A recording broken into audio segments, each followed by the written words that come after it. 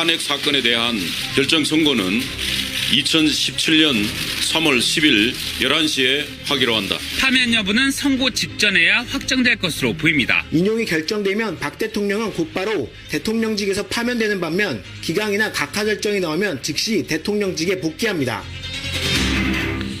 3월 10일 11시 내일입니다. 심판의 날이 정해졌습니다. 향후 우리나라의 앞날을 결정한 역사적인 사건이 아닐 수 없는데요. 과연 어떤 결정이 내려질지 또 그 결정에 따라서 가늠해 볼 만한 어떤 시나리오는 뭐가 있는지 이분과 함께 짚어보죠. 더불어민주당 박범계 의원, 탄핵소추위원 직접 연결을 하겠습니다. 박 의원님 안녕하세요. 네, 안녕하세요. 막상 날짜 나오고 나니까 탄핵소추위원들도 좀 긴장이 되실 것 같은데요. 네, 대단히 긴장이 되죠. 그렇죠. 예, 그렇죠. 그렇습니다. 떨리는 밤을 보내셨을 것 같습니다. 간밤은 솔직한 얘기로 전전반측 잠을 충분히 이루지 못했습니다. 예. 예. 당초에는 화요일쯤에 선고일이 결정될 거다 이렇게들 알고 있었는데 조금 늦어졌어요. 요거는 특별한 이유가 있다고 보십니까?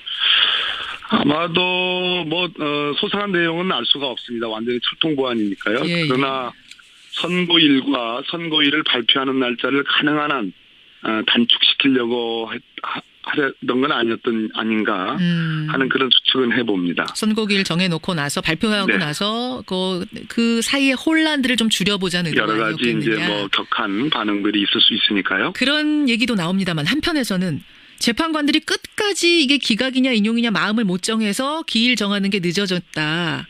이런 얘기도 나오고요. 그러니까 끝까지 결론 모른다. 지금 인용인지 기각인지.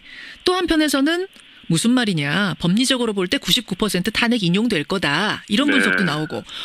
어떻게 보세요? 어떻게 결정날 거라고 보세요? 저는 어제와 그저께 이제 선고일이 발표될 거라고 기대를 했는데 평일은 1시간 만에 금방 싱겁게 끝나버렸습니다. 그렇죠. 그런데 최근에 이제 헌법재판소에 대한 국정원의 사찰 의혹도 불거지고 또 정체불명의 찌라시가 막 돌면서 굉장히 혼란스럽고 사실 어제 저희 당의 의원총회에서는 굉장히 우려의 목소리가 높았습니다. 우려의 목소리요? 예. 기각이 될 수도 있다 탄핵이 이런 우려의 목소리? 2분 내지 3분 정도의 별개의 의견, 소수 의견을 갖고 계신 분이 있는 거 아니냐. 그로 인해서 선고가 당초 3월 10일에 있을 건데 그것이 불발되는 거 아니냐 이런 우려들이 있었는데 그게 이제 찌라시로 돌기도 했었어요. 사실은 그렇습니다. 어제. 구체적인 내용이었고요. 예. 그런데 어제 이제 한 2시간 반 정도의 평일 마치고 3월 10일 내일 11시로 이제 선고일이 정해졌는데요. 저는 세 가지 측면에서 거의 탄핵이 인용될 가능성이 거의 확실하다라고 그런 판단을 내렸습니다. 그러나 다른 측면도 있습니다. 그 세 가지 측면을 먼저 말씀드릴까요? 그러시죠. 인용이 될 거라고 보는 일단 세 가지 근거는 뭔가요? 네, 일단은 헌재가 형사재판에서 일반적으로 형사소송법상에 적용되는 증거법칙과 다른 증거법칙의 기준들을 처음부터 제시했고 그 헌법재판관 모두가 거기에 동의해서 17차 변론까지 왔다는 겁니다. 엄중하게. 그 부분이 중요하고 두 번째는 변론 종결일을 당초에는 2월 24일로 예정돼 있지만 대통령 측의 강한 반발을 고려해서 2월 27일로 3일 늦췄죠. 그랬었죠. 그러나 변론 종결일을 예상 2월 달에 변론 종결한다는 것을 벗어나지 않았고요. 세 번째는 선고기일 말씀 아까 드렸는데 그저께쯤에 나올 걸로 예상이 됐는데 이제 어제 나왔습니다. 그러나 3월 10일 선고기일은 지켜졌습니다. 이 세 가지를 감안할 때 적어도 다수 의견 한 5분 내지 6분의 확실한 탄핵 인용 의견은 이미 서 있고 그분들이 나머지 분들에 대해서 설득 작업이 어느 정도 이루어진 거 아니냐. 즉 탄핵 인용 결정문을 가지고 어제 평일을 한 거 아니냐라는 추측이 가능해서 탄핵 인용이 거의 100% 확실하다. 근데 지금요 5명에서 6명이라고 하셨잖아요. 6명이면 인용이지만 5명이면은 기각 아닙니까? 당초에 이제 예상했던 이제 여러 가지 전체적인 변론의 분위기라든지 성향이라든지 이런 것을 감안해서 이제 추측입니다. 이것도 무슨 확실한 물론 근거가 그렇죠. 있는 게 아니고요. 그러니까 5명이면은 근데 또 기각일 수도 있기 때문에 아직은 좀 애매한 선상이 그래도 있다고 보시는 거예요? 아니면은 그래서 이제 우려를 조금 말씀드리면 지금 상황을 보니까 어제 평의는 2시간 반 했지만 평결에 이르지는 못했습니다. 과거 통진나 해상 사태 때 이제 평결이라는 건 뭐냐면 최종적으로 주문을 놓고 그렇죠. 탄핵을 인용하냐 기각하느냐에 대한 주문을 놓고 거죠. 표결을 하는 겁니다. 예.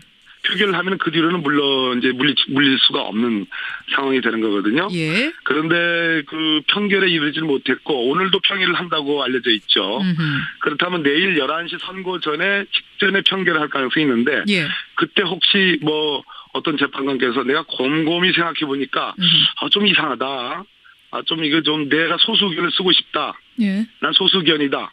라고 하면서 내일 11시 선고에 대해서 제동을 걸 가능성이 뭐 크진 않지만 있을 수도 있다는 얘기입니다. 한 명 정도가 그럴 가능성이 있다. 선상에서 지금 좀 왔다 갔다 고민 많이 하고 있는 재판관이 한 명 정도 있을 수 있다.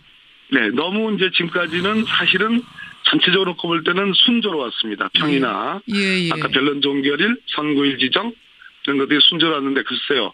대통령의 탄핵을 결정하는 상황에서 반전이 없을까 하는 그런 우려. 정말 이제 만에 하나 정도의 그런 경우에 따져서 그런 우려를 말씀드리는 겁니다. 그렇군요. 그렇게 되면 내가 소수 의견 쓰고 싶은데 지금 충분히 그 이유를 쓸 만한 시간이 확보되지 않았다라고 해서 내일 선고를 연기를 주장하는 경우에 심각한 사태가 올 수 있는 문제죠. 그게 가능해요? 발표도 다 해놓고 나서 미룰 수도 있어요? 지금 평결을 아까 주문에 대한 표결을 아직 이루어지지 않았기 때문에 내일 아마 10시나 뭐 9시나 그 투표를 할 때 하겠죠. 주문에 대해서 인용이냐 기각이냐 할 때 나 곰곰이 생각해 보니까 나 좀 조금 더 생각할래.